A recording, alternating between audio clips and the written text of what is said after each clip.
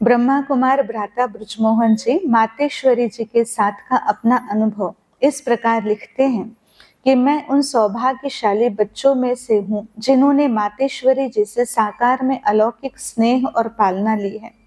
मातेश्वरी जी से मेरी पहली मुलाकात 1955 में हुई थी। तब मैं सीए की पढ़ाई पढ़ रहा था और इस ईश्वरीय विश्वविद्यालय के दिल्ली कमला नगर सेवा केंद्र पर ईश्वरीय ज्ञान योग की शिक्षा प्राप्त करते हुए मुझे कुछ महीने ही हुए थे। तभी अपने लौकिक माता पिता और भाई के साथ मैं पिताश्री और मातेश्वरी जी से मिलने आबू पर्वत स्थित मधुबन स्वर्गाश्रम में गया था। प्रथम मिलन के समय हिस्ट्री हॉल में सामने एक संदली पर पिताश्री जी और दूसरी पर मातेश्वरी जी विराजमान थी। मैंने दोनों की ओर बारी बारी से देखा। मम्मा एक अलौकिक छवि से मुस्कुरा रही थी। उनके मुखमंडल से रूहानियत टपक रही थी। उनके नैनों से असीम स्नेह बरस रहा था। मम्मा का व्यक्तित्व अति प्रभावशाली और सहज ही आकर्षण करने वाला था। मुझे अच्छी तरह याद है कि उन्होंने न तो कुछ कहा था और न ही कुछ बाह्य संकेत दिया था। वह तो बस बैठी हुई मुस्कुराई जा रही थी, परंतु उनकी उस मुस्कान में ही कुछ ऐसा जादू था कि मुझे उनकी ओर से बुलाने की स्पष्ट महसूसता हुई। मैं स्वतः ही उठा और जाकर अलौकिक माँ के पास बैठ गया। आहा, कितना तपत बुझाने वाला था उनका सानिध्य। उसी क्षण मैंने जान लिया कि भक्तजन माँ को शीतला कहकर क्यों पुकारते हैं। माँ ने अपने पंख समान कोमल और कमल समान पवित्र हस्तों से मुझे प्यार की थपकी देते हुए मेरा मुख मीठा कराया था। जितने दिन मैं आबू में रहा, मैंने एक अजीब सी उलझन महसूस की, जिसका जिक्र मैंने आज तक किसी से भी नहीं किया है। आप सोचते होंगे कि ऐसा भी कौन सी अनोखी उलझन हो सकती है जिसको मैंने अब तक अपने पास ही रख छोड़ा है। वह बात दरअसल यह थी कि क्लास में चैम्बर में उन दिनों बाबा और मम्मा क्लास के बाद ज्ञान की चिटचैट करने के लिए दूसरे कमरे में आकर बैठा करते थे, जिसको चैम्बर कहते थे। टोली भी मिला करती थी, या जहाँ कहीं भी बाबा और मम्मा दोनों विराजमान होते तो मैं इस दुविधा में पड़ जाता कि दोनों में से किससे दृष्टि लूं और किसकी दृष्टि से वंचित रहूं। एक और ज्ञान सूर्य का तेज और प्रकाश होता तो दूसरी ओर ज्ञान चंद्रमा की चांदनी और शीतलता होती। मैं दोनों को ही इकट्ठा प्राप्त करते रहना चाहता था। खैर, बाद में तो मैंने उसका हल निकाल लिया और दोनों से बारी बारी से दृष्टि लेता रहता। यो तो मम्मा एक युवा अवस्था की कन्या ही थी, परंतु यज्ञ माता का कार्य संभालते ही उनकी शारीरिक आकृति में भी इतनी आश्चर्यजनक तब्दीली आ गई कि वृद्ध से भी वृद्ध व्यक्ति को उनसे स्वाभाविक तौर पर माता की ही भासना आती थी। वैसे तो मैंने उसी दिन अपने लौकिक पिता तथा अन्य बड़ी आयु वाले बच्चों को भी उनसे मम्मा मम्मा कहकर मिलते और बरतते हुए देखा था, परंतु इसका एक और अनोखा अनुभव होना अभी बाकी था।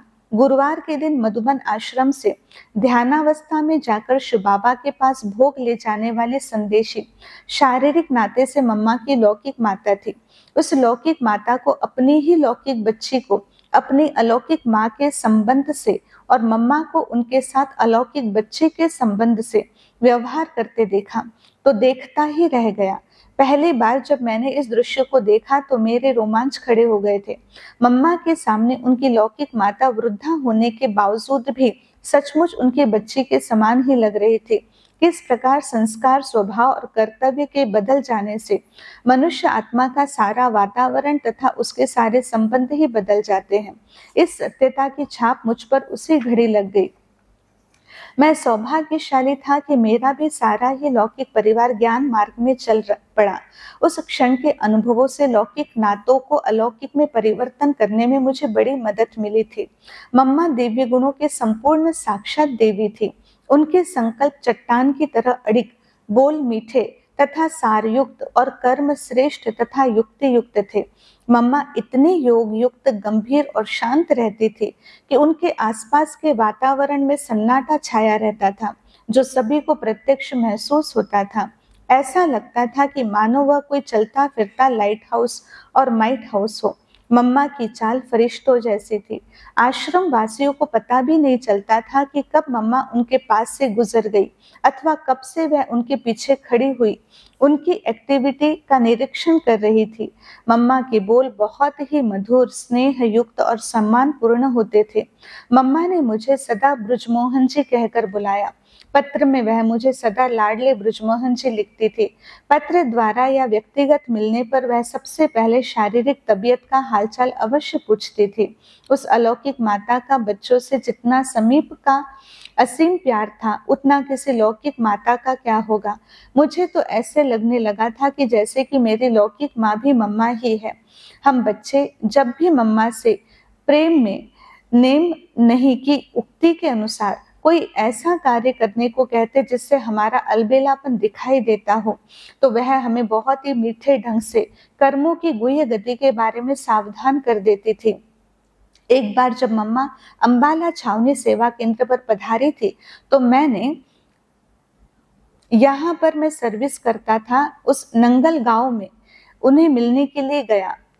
वहां से मिलने गया और वही उनसे उस गांव में चलने का अनुरोध करने लगा। मम्मा कह रही थी कि कुछ दिनों के बाद एक प्रोग्राम बनाओ, परंतु मम्मा के भावार्थ को न समझने के कारण मैंने उनसे दोबारा अनुरोध किया कि मम्मा आप कल ही चलो ना। तो मम्मा ने कहा मैं तो चल सकती हूँ, परंतु जो अन्य आत्माएं पंजाब के भिन्न भिन्न केंद्रों से मुझे अंबाला में मिलने आएंगी और वे निराश होंगी, उनका बोझ तुम पर पड़ेगा। तब मैंने समझा कि वह कुछ दिन के बाद नंगल चलने को इसलिए कह रही थी कि सबको उनके प्रोग्राम की सूचना मिल सके। फिर तो मैंने उनकी बात मान ली और वह थोड़े दिनों के बाद वहां पर पधारी भी। इससे स्पष्ट होता है कि मम्मा लवफुल और लॉफुल के दोनों योग्यताओं का इकट्ठा प्रयोग किस कुशलता से करते थे। वह प्रेम के लिए नेम या नेम के लिए प्रेम को तिलांजलि नहीं देती थी।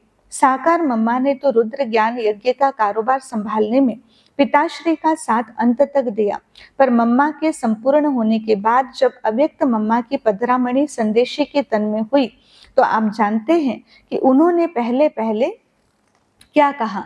मम्मा ने उस समय उपस्थित बच्चों से यही कहा, अब आप बच्चों को यज्ञ का कार्यभार संभालने में पिताश्री का पूरा हाथ बांटना है। पिताश्री वृद्ध है, उन पर मम्मा के जाने से अधिक बोझ न पड़े। कितनी पिता स्नेही थी हमारी मम्मा। उस घटना को तो मैं कभी भी भूल नहीं सकता जो मम्मा के संपूर्ण होने से थोड़ी ही समय पूर्व मेरे आबू जाने पर घटी थी। एक दिन में प्रातः क्लास के बाद नक्की झील का चक्कर लगाने निकल गया। सारा चक्कर लगाकर लौटते हुए मैं आश्रम के समीप पहुंचा ही था तो क्या देखता हूँ कि मम्मा अपनी ब्राह्मणी जमुना बहन के साथ पांडव भवन से निकल झील की ओर जा रही है। मम्मा को देखते ही मेरी तो खुशी का ठिकाना न रहा। जमुना बहन के बताने पर कि मम्मा थोड़ा पैदल जा रही है, मैं पलटकर उनके साथ पुनः घूमने चल पड़ा। चलते चलते हम उस जगह पहुंच गए जहां से अनादरा पॉइंट को रास्ता जाता है। सहसा मम्मा ने कहा, चलो आज अनादरा पॉइंट तक चलते हैं। मैं तो बहुत ही खुश हो गया और मम्मा के साथ तरह तरह की बातें करके फूला नहीं समा रहा था। मैंने कहा, मम्मा अब तो आप जानती हो कि मैं ब्रजमोहन हूँ और मैं जानता हूँ कि आप मम्मा हैं, पर सत्युग में तो यह सब याद नहीं रहेगा। मम्मा रहस्य पूर्ण रीति से मुस्कुराती रही। मम्मा से वह मिलना बहलना इतना सुखद प्रतीत हो रहा था कि सारे रास्ते खुशी से मेरे रोम खड़े हो गए और मुझे बिल्कुल पता ही नहीं लगा कि मैं दोबारा इतना चल लिया हूँ। जमुना बहन ने बताया कि मम्मा भी रोज इतनी दूर नहीं जाती है। अगले दिन मम्मा और बाबा ने मेरे साथ फोटो निकलवाए जो आज भी मेरे कमरे में लगे हुए हैं। पर तब मुझे स्वप्न में भी नहीं यह विचार था कि कुछ ही दिनों बाद माँ हमसे विदाई लेने वाली है और इस कल्प की हमारी यह अंतिम मुलाकात थी। पर लगता है कि मम्मा को यह सब ज्ञात था और शायद इसलिए उस दिन मुझ पर इतना प्यार लुटाए जा रही थी। ओम शांति।